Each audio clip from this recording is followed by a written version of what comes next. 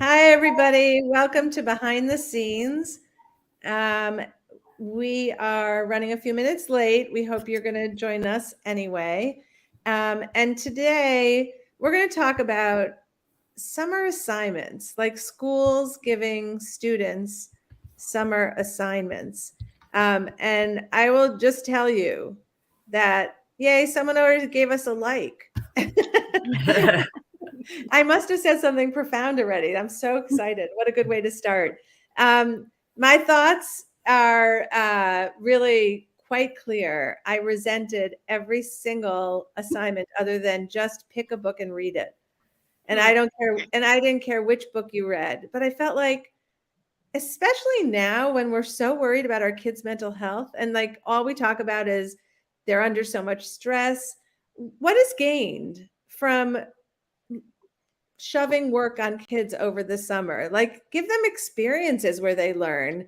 Let them choose what they want to read, whether it's a newspaper or a magazine. Okay, I'm done. On to Jen. I never liked it either. I didn't like it when I had it. I didn't like it when my kids had it.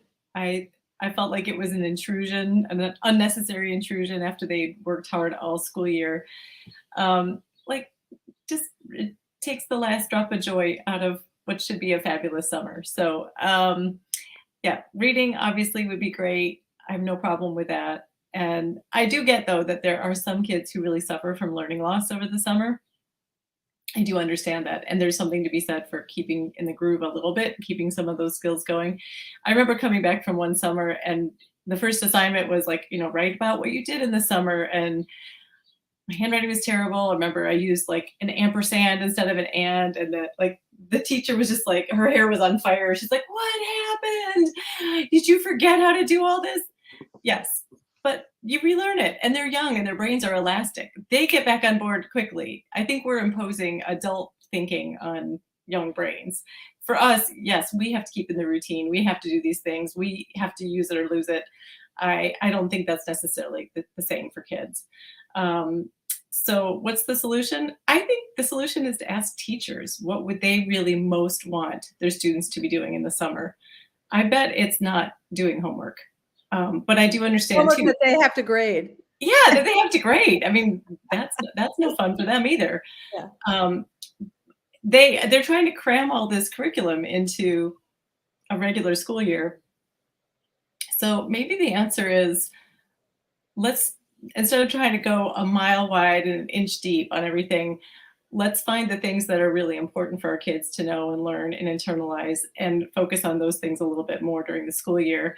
And then let them do these exploration or just whatever they want to do in the summer that has a different way of engaging your brain. I don't think it's good for them just to sit on the couch all summer. I'll say that. But finding other ways to turn on those other receptors in their brain and getting outside is like a big one for me. I think that's really a key. They don't get to do that during the school year. So outdoor learning, that's my answer. Melissa, over to you.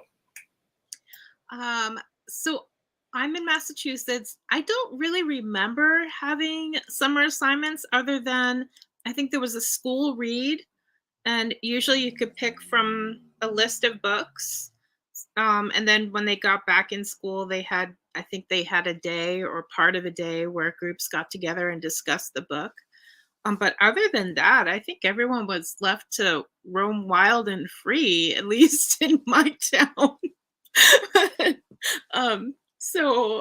And did I enjoy that? Yeah, it was fine with me. I'm a pretty laid back parent, so I'm not like, is your homework done? Is your homework done? Is your homework done? I just kind of trust my kids are doing okay, and if they're not, that they're gonna tell me and that I'll notice. But I'm pretty lucky with the ones I got, and I don't think a school assignment would change how they grew up. It probably, knowing me, it probably wouldn't get done, or it'd get done like 24 hours before they had to be in school again. But that's just my house. I love all the parents. Y'all doing a great job, however you're doing it. Melissa, I don't think that's just at your house that's happening the night before school. that, oh my It's God, I forgot to true. read that book I was supposed to read this summer. I don't think that's just your house. Yeah. And I'm going to throw it up to Mindy. Okay, thanks, Melissa. So I guess I'm going to be the bad guy here. I guess, as Melissa said, my kids, 20, sometimes a day or a week before, do you do your reading, do your reading. But I kind of liked it as a little tool in my little toolbox for if they got bored, if I thought they were maybe on screens too much or watching TV. To me, it was a great excuse to say, hey, how's that summer reading going? Why don't you get it going now? So, I mean, I think my kids were outside all the time anyway, so that wasn't a huge issue for me. But I don't know. We always did it the week before if we did it. And I'm sure my boys in high school were like, we never really did that summer reading, or they'd always say, oh, I hear no, the teachers really don't want to care. I just liked it again as just one other little thing in my parenting toolbox to say, hey, you're bored or time to get off your screens or here's your summer reading. So I don't think that's that big of a deal. I don't know. That's my thing. I just don't think it's that big of a deal. I think summer's a great time to get jobs and have some fun and relax. But I think summer reading, that's okay with me. So there you go. I will throw it to Jessica. All right. I still so vividly remember the summer before freshman year of school, where I was, I got my first thing of like real summer assignment, and I was like, oh yay, I can do this easily. And I did it not necessarily last minute, but like getting pretty close. I show up first day, did the whole thing wrong, burst into tears, a lot of crying, a lot of confusion. So my vote is no. I don't like it. I don't like it. I mean, if you don't have a teacher to explain that you're doing the whole project wrong, what's the point? I don't know. I am biased though. I am biased. It scarred me for life. I'm gonna that's really all I have to say on it. I'm passing it to Eka. Yikes. Yikes, Jessica. So I wasn't a big proponent of it, but it was what it was. And so I have two kids that did approach the summer assignment differently. My first one came home, first day of summer, started the assignment, got it done. So it was off her plate, done. No, don't have to think about it. I'm like, okay, I don't know who you are, but good, it's done. The other one, I once a week, like on Monday, I would say, hey, don't forget you have a summer assignment. And I'd mention it 10 o'clock Monday. And then I didn't say it. And the next week I'd say it again. And then in August, I'd be like, maybe every 3 days, hey, and then 24 hours before, she'd be like, oh my God, I have this assignment to do.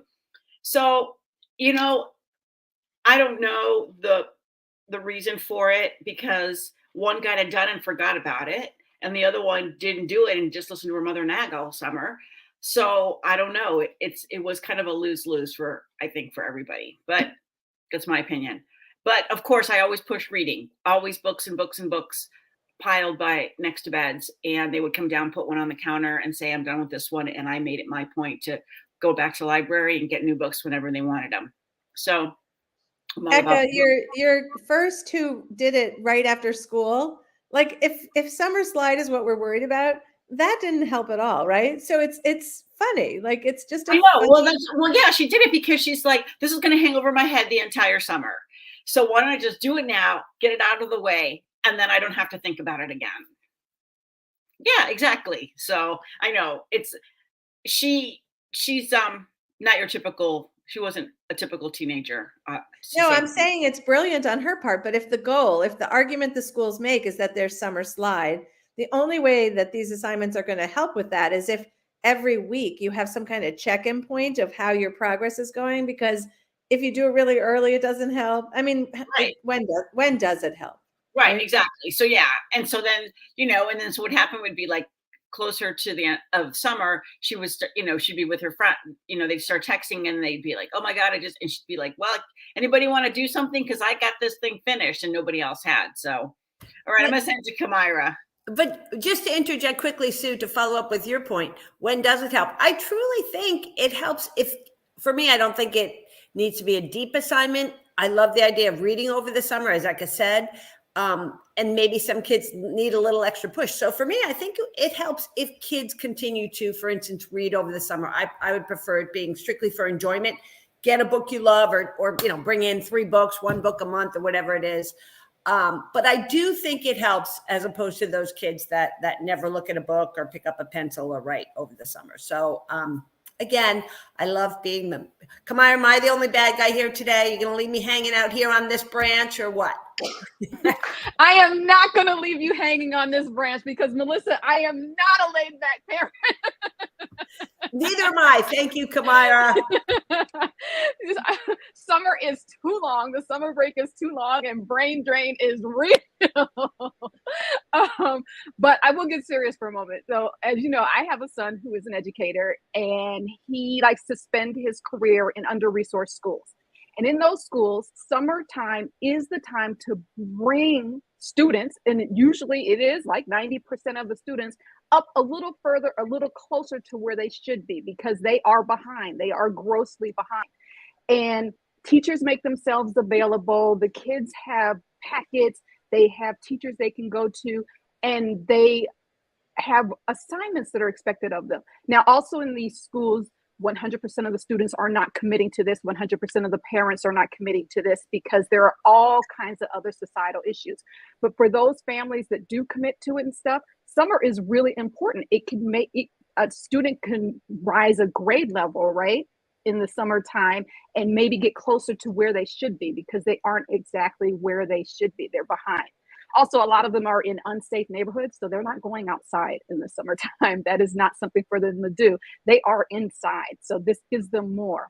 Our personal experience is that when our sons were in upper level classes in high school, they would receive a reading assignment that was discussed day one.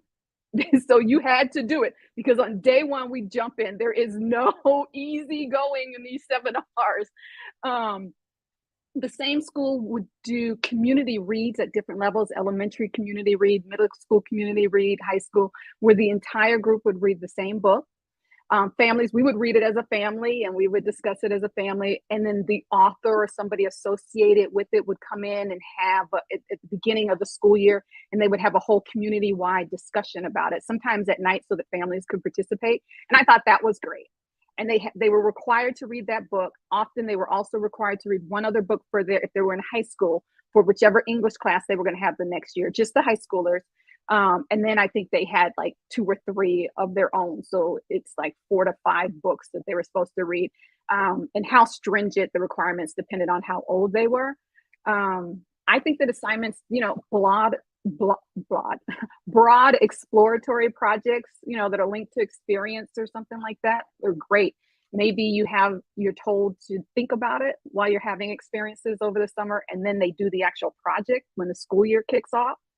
But like as soon as the school year kicks off, because we don't want to waste any days, because I'm not a laid back parent.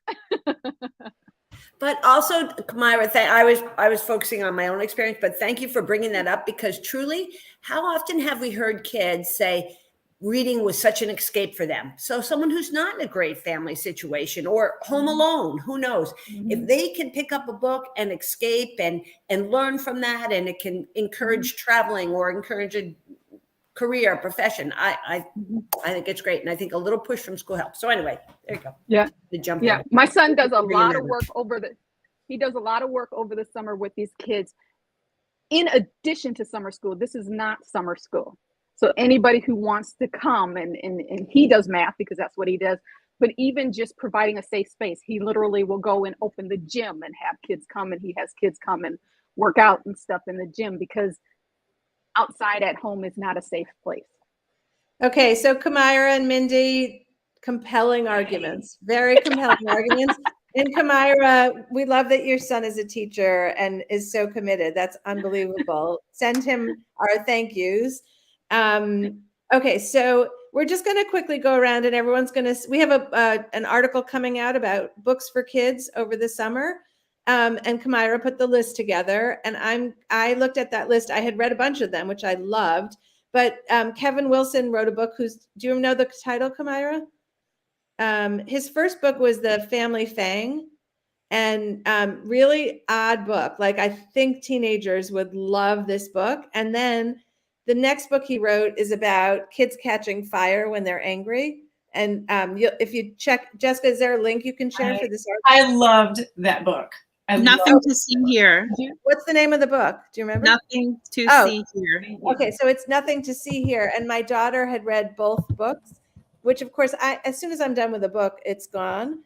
And she said, is that, when she read the second one that I suggested to her, she said, is that by the same author of the guy who wrote about kids catching on fire? Because in his first book, The Family Fang, he makes reference to this idea of being so heated. And I don't even remember the reference, but somehow she knew it was the same author. Anyway, both books really, really good. And I think like particularly good for teenagers who like they just think so much more creatively, and it's not fantasy, but it's really, I don't know. Jen and Melissa, both you recommend? Yeah, definitely. Okay, so well, Jen, sorry, I hope that wasn't your pick, but pick another book. What would you recommend? No, that's such a good one. But in terms of another author who's extremely inventive in the way she approaches things, and no two of her books are alike, I love Kate Atkinson. And in particular, I'm going to recommend a book called Life After Life. And in a nutshell, the premise of this book is this woman relives her life. Every so often, it goes wrong and she dies, but she comes back and then she takes a different turn and a different thing happens. And in the course of doing this, you see how her life affects other people's lives. And it sounds like something you might have read before, but it's not. I promise you, it's not. And I couldn't put it down. I just recommended it to my young adult daughter, and I'm hoping she loves it too. So try Kate Atkinson, see if you like her. Okay, someone else jump in. Mindy. I'll jump in. I saw, I think last night was the 25th anniversary of Harry Potter. Could that even be? I mean, 25 years, right? So I remember hating that book because I had to read it out loud to my kids because they were young. And let me tell you, those are some long books and not my genre, but Harry Potter. I mean, my kids love them, would read, you know, they were there back in the day when it came out in stages. So they'd go back and reread the one before to be caught up. So I think Harry Potter, keep them busy all summer. That's mine. Melissa, you said you wanted to jump in. Yes. Well, there was just one thing I wanted to go back on was that I said about my kids' experience, but my own experience, I have dyslexia. And when I was growing up, having no pressure during the summer to do a catch up and actually and help my skills, like I think really kind of boom. How do you say that?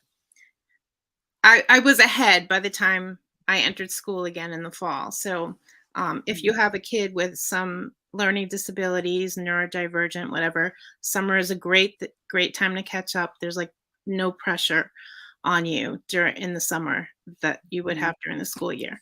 As far as books go, I am right now reading Under the Whispering Door by T.J. Klune. He also wrote House on the Cerulean Sea. It's a rainbow-friendly book. The writing is gorgeous. I think it's appropriate for both adults and kids. And I would recommend either one of those books. Another one I read recently was A Psalm for the Wild Built. It's very, very short.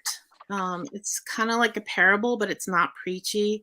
And it's about kind of like a post-dystopian world, I guess, where the robots have gained sentience and they've gone off into the wilderness with the promise to check on humanity. So one of them comes back and he's asking, what do you need? And he gets a different answer from everyone he encounters. And then he meets up with a monk, a tea monk, and they form a relationship. It's a really lovely, heartwarming book, and it's so short, and I think everyone would enjoy it. So those are my recommendations. I'm going to throw it over to Kamara.